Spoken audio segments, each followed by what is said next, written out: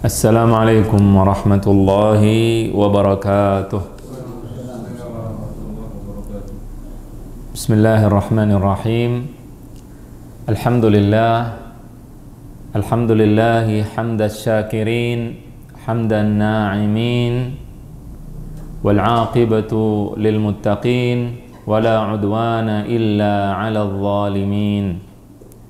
Wa sallallahu wa sallama wa baraka ala sayyidina Muhammadin al-amin wa ala alihi wa sahbihi at-tayyibin at-tahirin wa man tabi'ahum bi ihsanin ila yaumiddin, amma ba'd. Rabbi zidni ilma warzuqni fahma, Rabbi shrah li sadri wa yassir li amri wahlul 'uqdatan min lisani yafqahu qawli. Allahumma arinal haqqa haqqan warzuqna ittiba'ah wa arinal batila batilan warzuqna ijtinabah. Amin ya rabbal alamin. Pertemuan kita kali ini akan membahas seorang ulama besar, ulama ahli hadis, yang ada kaitannya dengan pelajaran akidah yang sedang kita bahas, karya Al-Imam Ibnu Qudamah Al-Maqdisi atau Abdullah Ibnu Ahmad Ibnu Muhammad Ibnu Qudamah Al-Maqdisi, pengarang kitab Lum'atul I'tiqad. Imam kita kali ini bernama Dhiyauddin. Itu adalah gelarnya, Dhiya ad-Din. Dhiya artinya adalah cahaya, ad-Din artinya adalah agama. Jadi beliau adalah Al-Hafidh Abu Abdullah Dhiyauddin Muhammad Ibnu Abdul Wahid.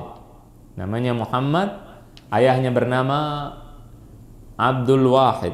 Muhammad Ibnu Abdul Wahid Ibni Ahmad Ibni Abdurrahman Ibni Ismail Ibni Mansur As-Sa'di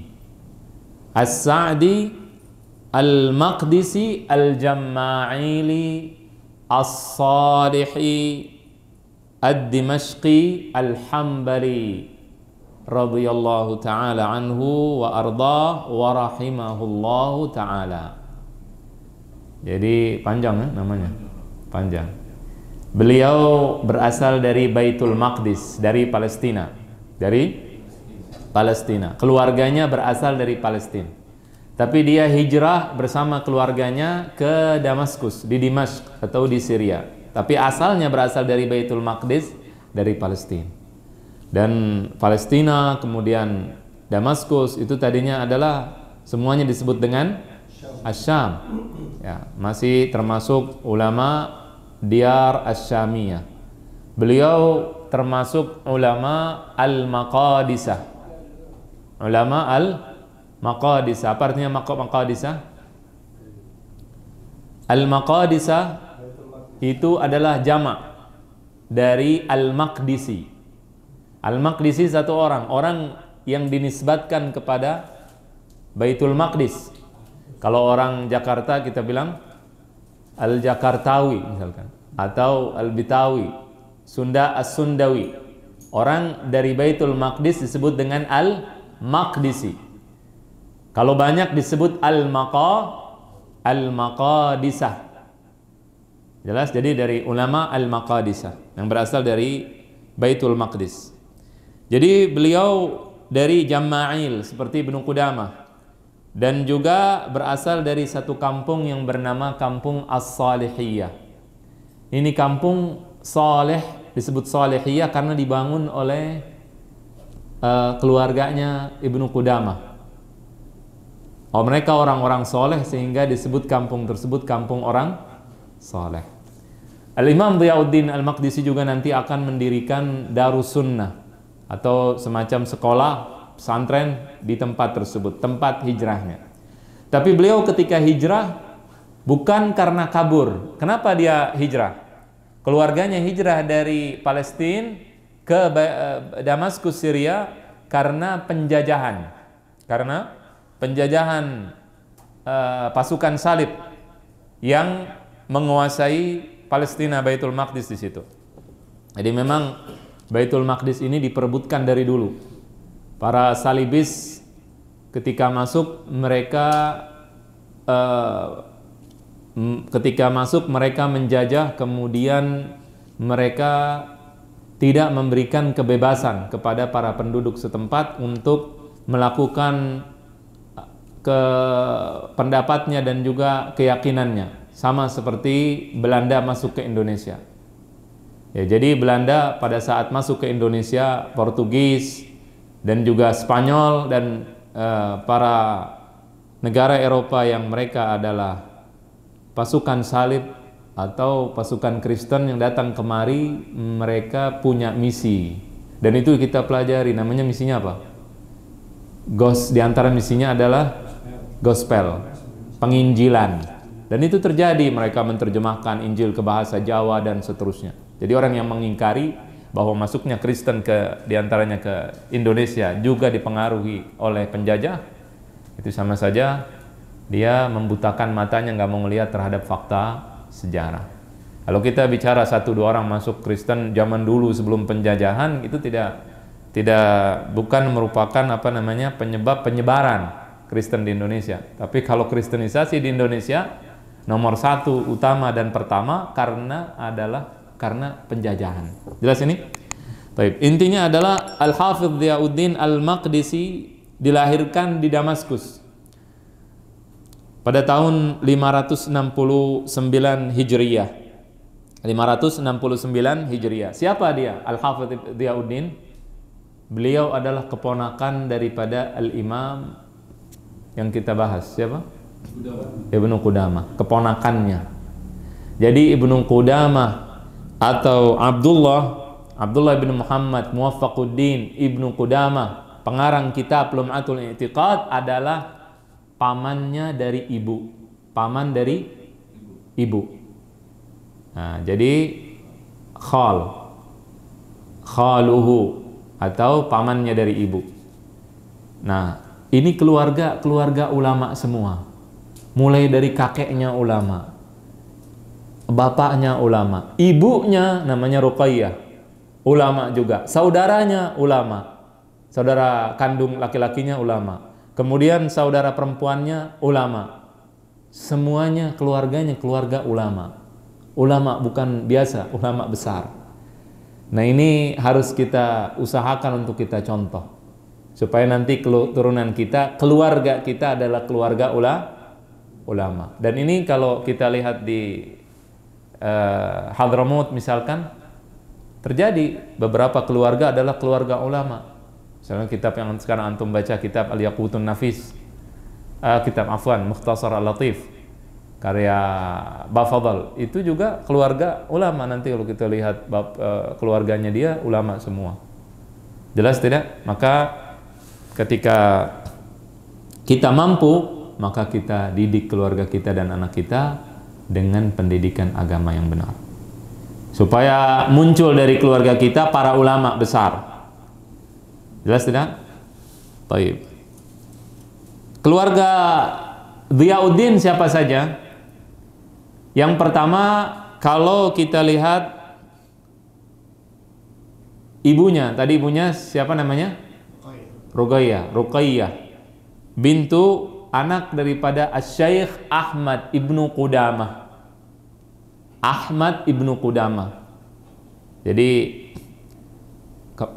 Ibnu Qudamah, pengarang kitab Aqidah Lum'ah, namanya siapa? Abdullah Ibnu Ahmad Ibnu Qudamah. Punya anak namanya Ruqayyah. Ruqayyah ini dinikahkan dengan sepupunya yang bernama Abdul Wahid. Ayah daripada Al-Imam Diyauddin. Jadi Al-Imam Abdul Wahid Ibnu Ahmad merupakan muridnya Ahmad Ibnu Qudamah. Karena muridnya dan juga masih keluarganya, dinikahkanlah dengan putrinya yang bernama Ruqayyah, ibu daripada tokoh kita kali ini, Al-Hafidh Diyauddin Al-Maqdisi.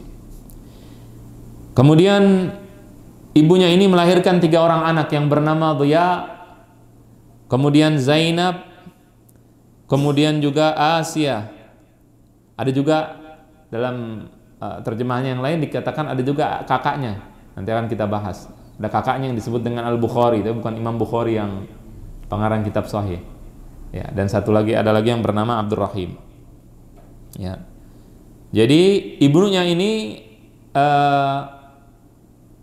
menikah dengan Abdul Wahid, anak daripada Ahmad bin Qudamah. Ahmad dengan Abdul Wahid ini keponakan.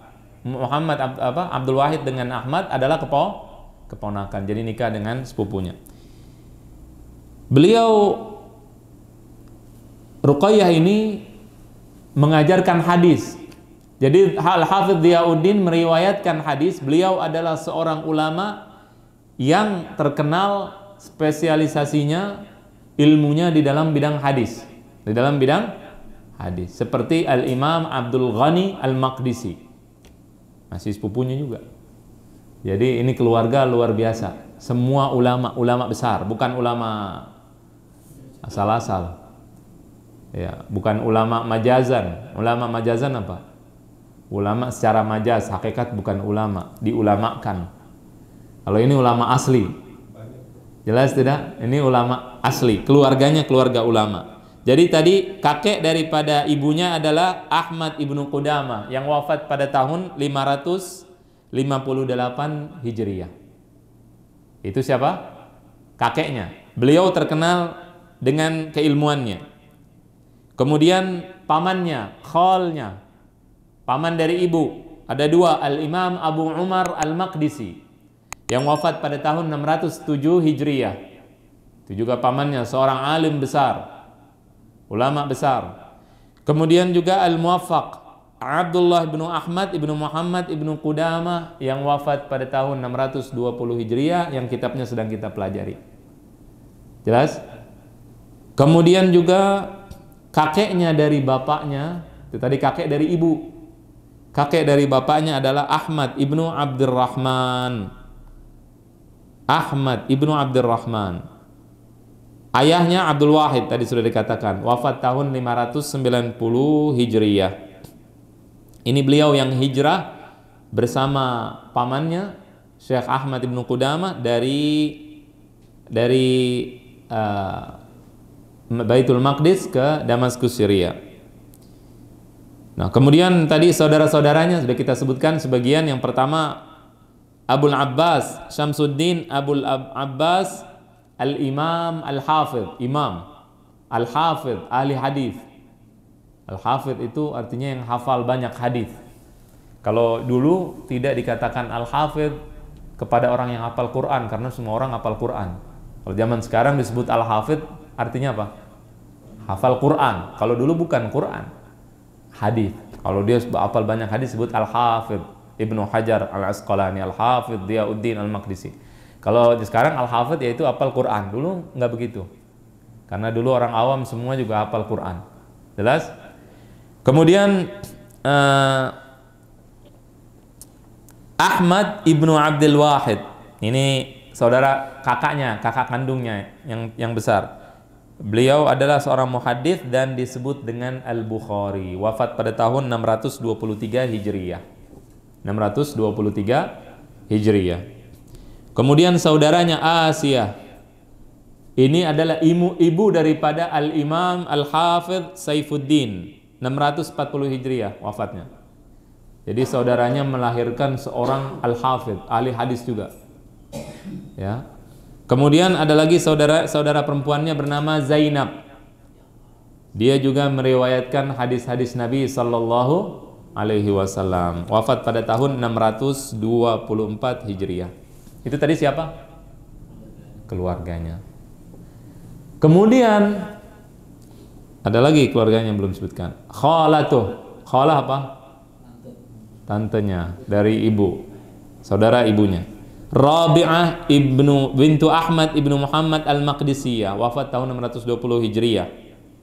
Ini adalah istri daripada Al-Imam Abdul Ghani Al-Maqdisi. Beliau juga meriwayatkan dari halehnya atau kholahnya. Jelas?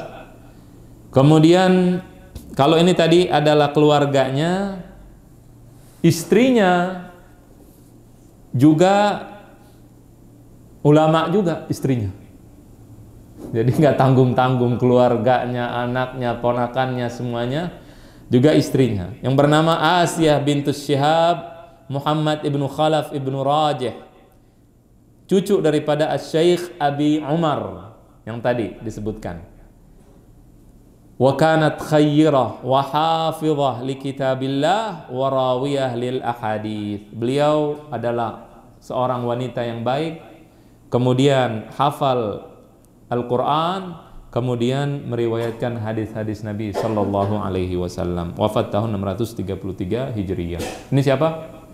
Istrinya. Jadi bapaknya, kakeknya, istrinya, pamannya, ponakannya, semuanya ulama. Keluarga Al-Maqadisah. Jelas?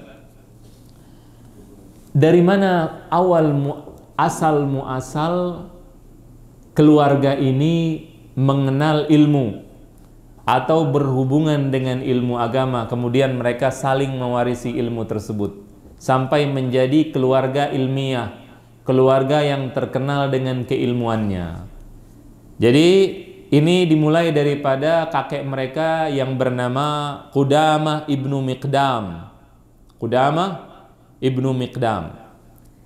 Beliau adalah termasuk orang yang termasuk ulama juga, belajar ilmu, dan beliau bertemu dengan Abul Faraj Abdul Wahid ibnu Muhammad Asy-Syirazi Al-Hambali yang wafat tahun 486 Hijriyah, seperti yang disebutkan oleh Imam Ibnu Rajab.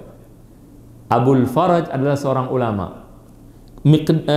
Qudamah ibnu Miqdam, kakek daripada Al-Imam Al-Hafidh Diyauddin, beliau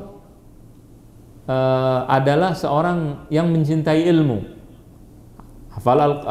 Kemudian bertemu dengan Abul Faraj, seorang ulama dari madhab Al-Hambali. Dan dikatakan bahwa Abul Faraj inilah yang pertama kali memasukkan madhab Al-Hambali ke Palestina. Jadi dialah yang mengajarkan madhab Hambali ke Palestina, termasuk mengajarkannya kepada Al-Maqadisah atau para ulama dari Baitul Maqdis. Kemudian merekalah yang menyebarkan madhab Hambali di Palestina pada saat itu. Abul Faraj Al-Hambali, beliau pada saat beliau datang kemudian mengajarkan di Baitul Maqdis tentang madhab Hambali. Di sini Qudamah tadi, kakek daripada Al-Hafidh Diyauddin yang sedang kita bicarakan sekarang, datang kepadanya dan meminta doa.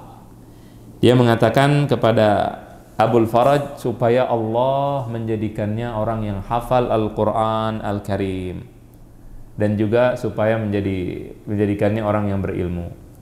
Kemudian Al-Imam Al-Muwaffaq Ibnu Qudamah yang pengarang kitab Lum'atul I'tiqad yang kita pelajari, beliau mengatakan wa antasharal khairu minhum bi barakati da'wati Syekh Abil Faraj, dan kebaikan tersebar di keluarga Ibnu Qudamah karena berkahnya doa daripada Al-Imam Abul Faraj Al-Hambali.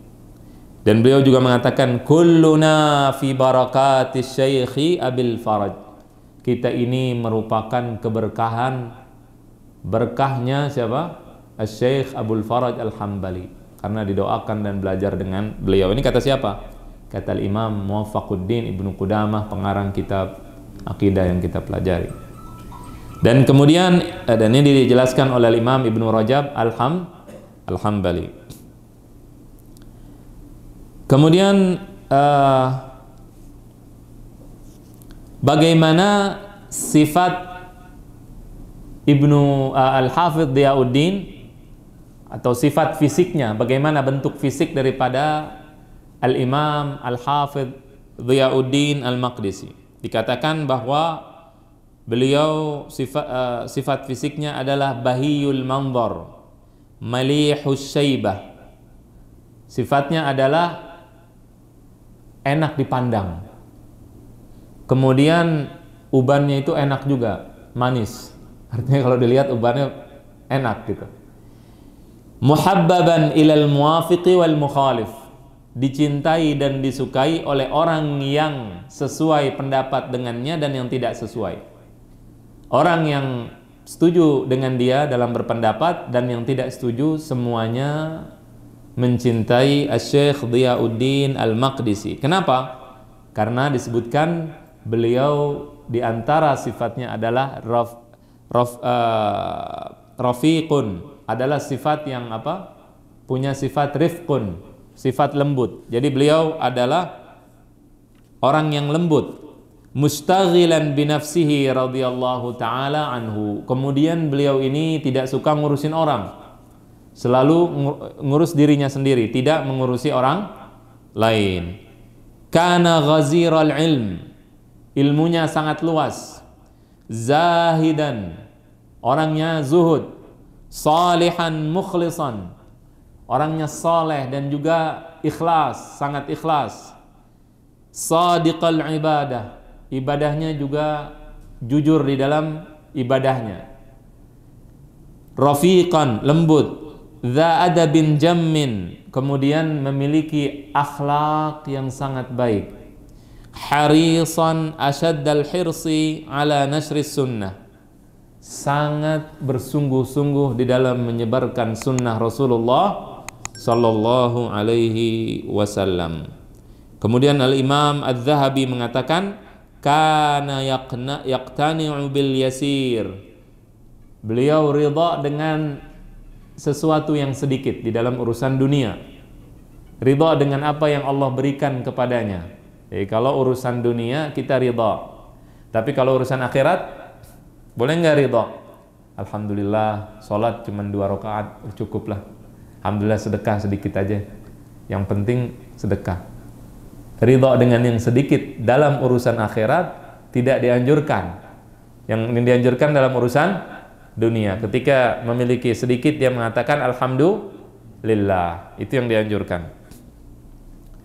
Kemudian wa yajtahidu fi fi'lil khair wa nashris sunnah, beliau sangat bersungguh-sungguh di dalam melakukan kebaikan dan dalam menyebarkan sunnah Rasulullah sallallahu alaihi wasallam. Wa kana katsiral birri wal muasah, sangat baik, sangat banyak kebaikannya dan juga sangat sering mengunjungi orang lain yang tertimpa musibah untuk menghiburnya. Daimat tahajjud, nah ini merupakan sifat daripada Al-Hafidz Dhiyauddin, selalu tahajud, terkenal dengan tahajudnya, dengan salat malamnya. Ammaran bil ma'ruf, selalu menyuruh kepada kebaikan. Bahiyal manzar malihas syaibah muhabbaban ilal muwafiqi wal mukhalif mustaghilan binafsihi radhiyallahu anhu. Al-Imam Adz-Dzahabi, seperti yang tadi sudah dijelaskan. Wa qala Ibnu Katsir, kana rahimahullah fi ghayatil ibadati waz zahadati wal wara'i wal khair. Al-Imam Ibnu Katsir mengatakan bahwasannya Imam Dhiyauddin Al-Maqdisi sangat kuat ibadahnya.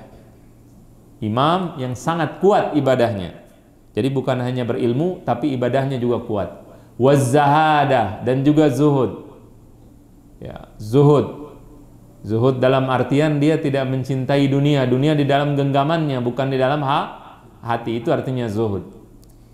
Wal wara', dan juga wara', mencegah daripada hal-hal yang subhat, hal yang makruh, yang haram, yang takut, yang ada kemungkinan haramnya dia jauhkan.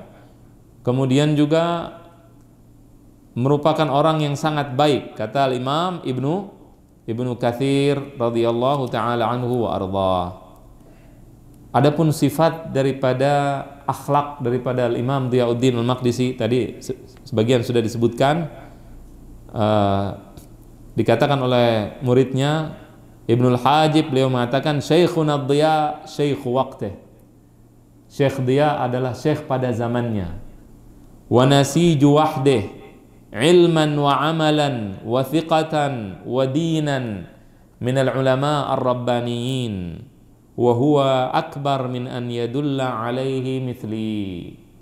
Kata Imam Ibnul Hajib, beliau mengatakan beliau adalah syekh pada waktunya, seorang yang tidak ada bandingannya di masanya dalam ilmunya dan amalnya, dan juga di dalam agamanya, termasuk ulama yang rabbaniyin. Karena ulama macam-macam bentuknya atau jenisnya. Ada ulama pemerintah, ada ulama masyarakat. Ulama pemerintah, apa yang diinginkan oleh pemerintah dia lakukan atau dia katakan. Ulama masyarakat adalah ulama yang disetir oleh masyarakat, maunya A dia A, maunya B dia B. Tidak menjelaskan apa yang benar atau yang hak. Ada ulama kalau zaman sekarang partai, ulama organisasi tertentu dan seterusnya. Ya, organisasi adalah kendaraan, bukan tempat untuk kita rubah-rubah kebenaran di situ. Jelas tidak? Ada juga ulama su yang mengajak kepada neraka dan seterusnya. Al-Imam Diyauddin Al-Maqdisi merupakan ulama rabbaniyin. Ulama rabbaniyin adalah ulama yang mengajarkan sesuai dengan apa yang Allah inginkan. Dan beliau, kata Ibnul Hajib, lebih besar daripada aku bicarakan tentangnya. Ya. Kemudian Syekh Izzuddin Abdurrahman Ibnul Izz mengatakan, ma jaa ba'da Daruqutni mithlu Syekhina Dhiya. Tidak ada orang yang datang setelah Daruqutni yang lebih baik, lebih besar, lebih agung daripada Syekh kita Ad-Dhiya. Beliau memulai belajar ilmu hadis di umur 7 tahun. Di umur 7 tahun sudah mulai belajar ilmu hadis. Karena keluarganya banyak yang ahli hadis. Guru pertamanya adalah Imam Al-Hafidh Abdul Ghani Al-Maqdisi yang pernah kita singgung sedikit. Orang yang imam yang memiliki banyak karomah, karomah. Nanti pelajaran karomah akan kita pelajari di kitab Lum'atul I'tiqad sebentar lagi. Beliau tidak cukup belajar di rumahnya, belajar di mana? Dengan keluarganya, Imam Abdul Ghani. Kemudian belajar lagi dengan ibunya tadi, dengan pamannya, dengan semuanya tidak cukup. Masih juga melakukan perjalanan menuntut ilmu. Dalam riwayat 16 tahun dia jalan untuk menuntut ilmu, 16 tahun. Nah, ini adalah waktu yang efektif atau waktu yang paling bagus untuk menimba ilmu agama, 15 sampai 16 tahun. Ada seorang syekh namanya Syekh Zahid Al-Kautsari. Beliau adalah imam di zaman Turki Utsmani, pada akhir-akhir kekhalifahan Turki Utsmani. Itu kalau orang belajar agama 15 tahun waktunya minimal. Nanti terakhir akan dites oleh Syekhul Islam atau wakil Syekhul Islam, itu gelarnya. Yang ngetes dia ulama nomor 1 di negara tersebut. Dites, kalau gagal suruh belajar lagi 5 tahun lagi. Jadi di ujian tersebut yang menentukan kelulusan, kalau gagal dia akan ngulang 5 tahun lagi. Dan pada saat dia belajar 15 tahun tersebut, kalau sudah lulus baru nanti akan dapat pekerjaan dan sebagainya di Khilafah Utsmaniyah. Makanya keluarannya luar biasa. Syekhul Islam keluaran dari sekolah tersebut. Imam, bukan asal-asalan, tidak seperti zaman sekarang. Jelas? Karena ilmu agama sebagian orang menganggap bahwa ilmu agama gampang dan bisa otodidak. Baca sendiri, sampai ada sebagian orang saking meremehkannya dia tidak menganggap ilmu tersebut. Bahkan ada yang bilang, saya belajar agama cukup nggak setahun atau 2 tahun. Syekhul Islam Zahid Al-Kautsari ini, beliau pada saat akhir-akhir keruntuhan Khilafah Utsmaniyah itu ada keputusan untuk mengurangi waktu belajar dari 15 tahun dikurangi jadi 8 tahun. 8 tahun.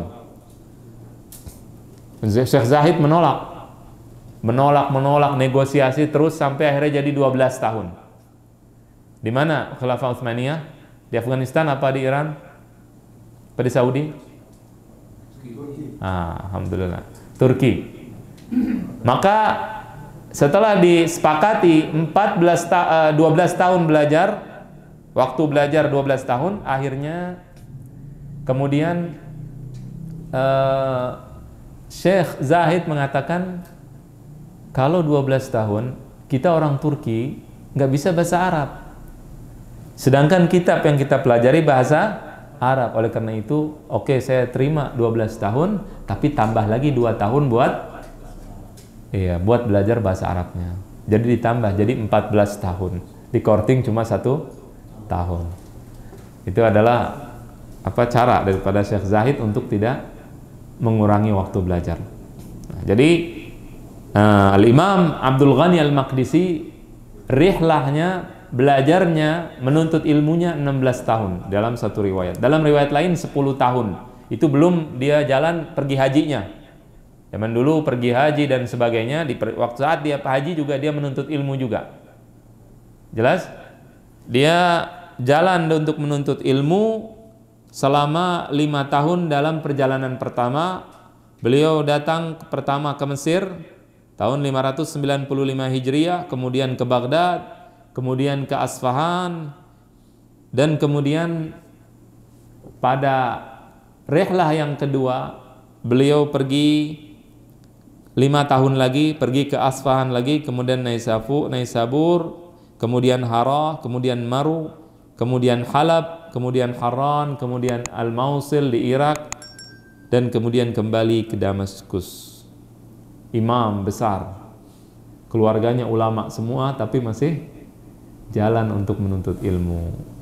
Tapi jalan dulu nggak dapat beasiswa, nggak kayak sekarang, beasiswa fasilitasnya ini itu macam-macam enak. Kemudian dapat tiket pesawat pulang pergi. Yang belajar juga belum tentu pulangnya alim. Tapi zaman dulu jalan sendiri, cari bekal sendiri. Mungkin dia bekerja di jalanan, sambil cari bekal, sambil bekerja, sambil menuntut ilmu. Itu adalah ulama zaman dulu. Beda dengan ulama zaman sekarang. Google, www.google.com. Kemudian Al-Imam Abdul Ghani Al-Maqdisi, guru-gurunya siapa saja? Yang pertama tadi kita sudah katakan, keluarganya sendiri, ibunya Ruqayyah, kemudian khalahnya Rabi'ah, kemudian juga suaminya Al-Hafidh Abdul Ghani Al-Maqdisi, suami daripada khalahnya, dan seterusnya. Dan dikatakan bahwa guru-gurunya itu sampai 500 orang, laki-laki dan perempuan, 500 orang guru. Guru kita berapa? Ada 100, ada? Nggak ada, 50 juga. Allahu alam. Dikumpulin dari ETK sampai sekarang, guru ngaji, guru SD, guru apapun, kayaknya kurang. Sedangkan Imam Hafidh Diyauddin 500 orang, syekh dan syekhah, laki-laki dan perempuan. Kemudian di antara gurunya adalah Asy-Syaikh Imaduddin Abu Ishaq Ibrahim ibnu Abdul Wahid ibnu Ali Al-Maqdisi, wafat tahun 614 Hijriyah. Kemudian Zainuddin Abul Husain Ali ibnu Ibrahim ibnu Najah Ad-Dimashqi Al-Hambali Al-Mufassir, yang terkenal dengan nama Ibnu Najiyah, wafat tahun 599 Hijriyah. Kemudian Asy-Syaikh Abu Ja'far Muhammad ibnu Ahmad ibnu Nasr As-Saidalani Al-Asbahani, wafat tahun 603 Hijriyah. Kemudian, nah ini yang terkenal, Al-Imam Jamaluddin Abul Faraj Abdurrahman ibnu Muhammad ibnu Ali Al-Qurashi Al-Hambali, yang terkenal dengan nama Ibnul Jauzi Al-Hambali. Pernah dengar Ibnul Jauzi? Nah, ini ada antara gurunya juga. Kemudian Al-Faqih Al-Imam Abul Baqa Abdullah Ibnul Husain Ibnu Abdullah Al-Ukbari Al-Baghdadi. Itu merupakan guru-guru daripada Al-Imam Al-Hafidh Diyauddin Al-Maqdisi. Selain beliau, ibadahnya tadi sudah kita lihat. Kemudian juga selain ilmunya yang luar biasa, Selain itu juga dia adalah seorang mujahid, seorang ulama mujahid yang berjuang membebaskan Baitul Maqdis daripada cengkraman pasukan salib pada saat itu. Dia berperang di bawah kepemimpinan siapa? Salahuddin Al-Ayyubi yang akidahnya Asy'ari. Kita tahu bahwa Diyauddin apa akidahnya? Hambali. Beliau berperang bersama Salahuddin, bersama pamannya Ibnu Qudamah Al-Maqdisi, bersama Abu Umar Al-Maqdisi, bersama keluarga-keluarganya semuanya. Berjihad fisabilillah membela Baitul Maqdis dari cengkraman pasukan salib. Jadi bukan cuma belajar dan beribadah, tapi juga berjihad fisabilillah. Al-Imam Al-Hafidh Diyauddin Al-Maqdisi dan keluarganya, keluarga Qudamah, dihormati dan dimuliakan oleh Salahuddin Al-Ayyubi rahimahullahu ta'ala. Jadi Salahuddin memuliakan mereka, memberikan tempat khusus untuk mereka, memberikan kemah khusus untuk mereka, dan juga bertanya kepada mereka pada saat ada permasalahan yang diperlukan, ditanyakan kepada keluarga daripada para ulama tersebut. Jadi walaupun berbeda, tetap bersatu ketika ada musuh yang menyerang. Dulu ada cerita, Allahu a'lam ceritanya benar atau tidak. Pada saat perang antara Kristen dengan Islam di sini, ya, itu ada satu kelompok yang katanya tidak mau perang dengan orang kafir tersebut yang menyerang orang Islam. Dia bilang kita mau lawan orang Islam duluan yang ahlul bid'ah, kata dia begitu. Kita lawan ahlul bid'ah, kenapa? Karena kemenangan tidak akan turun kalau belum menghancurkan ahlul bid'ah. Jadi lagi diserang oleh Kristen, oleh orang kafir pada saat itu. Kristen, tentunya Kristen di sini yang dimaksud adalah Kristen yang menyerang. Kalau Kristen tidak menyerang, tidak boleh diserang. Kemudian apa yang terjadi? Yang terjadi adalah orang ini merangin orang, katanya orang Islam dulu yang katanya ahlul bid'ah. Ini bertentangan dengan ulama. Apa yang dilakukan oleh para ulama? Ini adalah perbuatan yang bodoh. Kalau bahasa Arabnya perbuatan sufaha. Tahu sufaha? Orang, bahasa halusnya orang dungu. Nah, itu paling agul halus. Ya, jadi kita sedang diserang orang, kemudian kita lawan orang katanya Islam yang ahlul bid'ah, itu nggak benar. Jelas tidak? Nah, kemudian itu tidak dilakukan oleh Ibnu Qudamah, walaupun ada perbedaan akidah. Ibnu Qudamah melihat bahwa akidah Asy'ari ada sebagian yang katanya bid'ah menurut Ibnu Qudamah, menurut Al-Hafidh Diyauddin dan seterusnya, tapi pada saat melawan pasukan salib mereka bersatu. Dan ini juga yang dilakukan oleh Al-Imam Ibnu Taimiyah rahimahullahu ta'ala, dan para imam dan para ulama dan bahkan para sahabat Nabi sallallahu alaihi wasallam. Para sahabat Nabi, ada seorang sahabat Ka'ab bin Malik yang diboikot oleh Nabi sallallahu alaihi wasallam karena tidak ikut perang Tabuk. Apa yang terjadi? Dia disurati untuk keluar dari Islam. Nanti akan diberikan keistimewaan, akan diberikan jabatan, diberikan harta oleh musuh Islam. Dia tidak mau dan menolaknya, ya, dan dia menolaknya dan tetap tidak mau melakukan hal tersebut. Begitu juga para sahabat ketika berperang melawan Sayyidina Ali, sebagian disurati untuk bersatu bersama orang-orang kafir, tapi mereka menolak. Mereka mengatakan kalau kita jadi budaknya Sayyidina Ali lebih afdal daripada saya jadi budaknya kalian. Pada saat ada musuh yang menyerang, semua bersatu. Itu seperti yang dikatakan oleh Imam Al-Ghazali dan seterusnya. Sudah pernah kita bawakan dalam pelajaran akidah. Di antara karya-karya Syekh Al-Hafidh Diyauddin Al-Maqdisi, di antaranya adalah Al-Ahadits Al-Mukhtarah. Ini kitab yang sangat terkenal. Hadits Al-Mukhtarah, kitab-kitab hadits yang sahih dia kumpulkan dari, selain kitab Bukhari Muslim, dikumpulkan hadis-hadis yang sahih lagi. Hadis-hadis pilihan judulnya. Ada kitab-kitab beliau yang berjumlah berjilid-jilid, ada yang sedikit tipis. Ya, sebagian sudah dicetak, sebagian belum dicetak. kurang lebih karya-karyanya berjumlah sekitar 100 buku. 100 buku.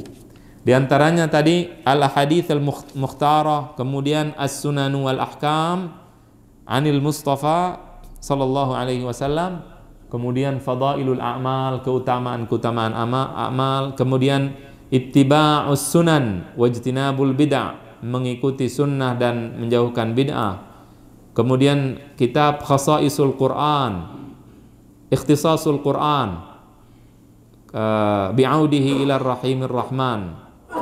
Kemudian Az-Ziyadat ala Kitabil Kabair, tambahan terhadap kitab Al-Kabair. Kemudian Fadailu Baitul Maqdis, keutamaan Baitul Maqdis. Kemudian di antara kitabnya adalah Al-Uddah lil Karbi Wasyiddah, persiapan untuk menghadapi kesulitan. Kemudian Al-Amrad awit Tibbun Nabawi, kitab tentang penyakit-penyakit dan pengobatan secara sesuai dengan ajaran Nabi atau Tibbun Nabawi. Kemudian juga adalah An-Nahyu an Sabbil Ashab, larangan mencaci para sahabat. Kemudian Sifatul Jannah, sifat surga, bagaimana surga itu karangan beliau juga. Kemudian Ar-Ruwatul Arba'ata Ashar, para periwayat 14. Kemudian Al-Muntaqa, kemudian ada Muntaqa Hadits Abil Hasan. Kemudian Sifatun Nabi, sifatnya Rasul sallallahu alaihi wasallam. Kemudian Fadailul Quran, keutamaan Al-Quran. Kemudian juga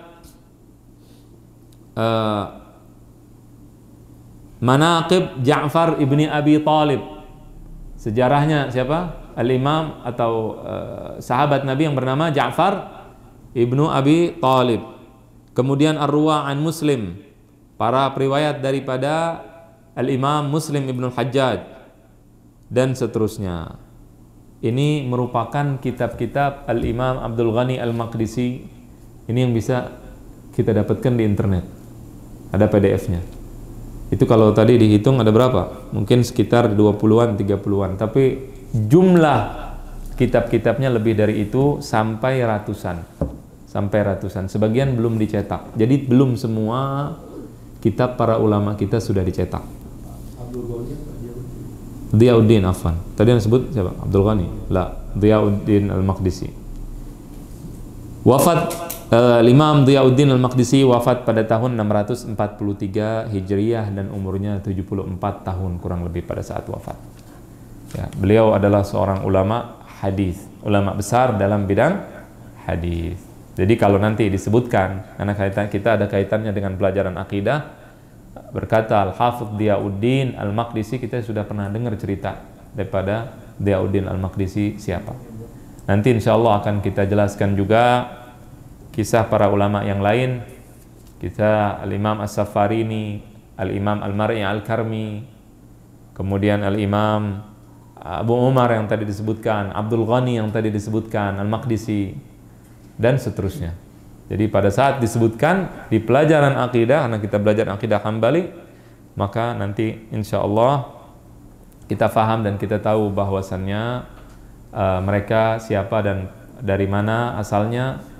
Dan kita juga tentu tujuannya menceritakan mereka adalah agar kita bisa mengikuti. Minimal kalau tidak bisa mengikuti mereka, minimal menyerupai sedikit atau banyak. Ya, kalau menyerupai orang yang soleh, walaupun sedikit-sedikit, itu merupakan keberuntungan. Ya, mudah-mudahan apa yang disampaikan bermanfaat. Allahu a'lam, dan mudah-mudahan kita nanti dikumpulkan bersama Allah di surganya dengan Al-Imam Al-Hafidh Diyauddin Al-Maqdisi, dengan Imam Ahmad ibn Qudamah, Al-Imam Asy-Syafi'i, Imam Ahmad, dan seterusnya para ulama kita, juga para sahabat, kemudian Ahlul Bait, dan juga Rasul kita Muhammad sallallahu alaihi wasallam. Allahu a'lam wa sallallahu wasallam wa baraka ala sayyidina Muhammadin wa ala alihi wa sahbihi ajma'in. Wassalamu alaikum warahmatullahi wabarakatuh.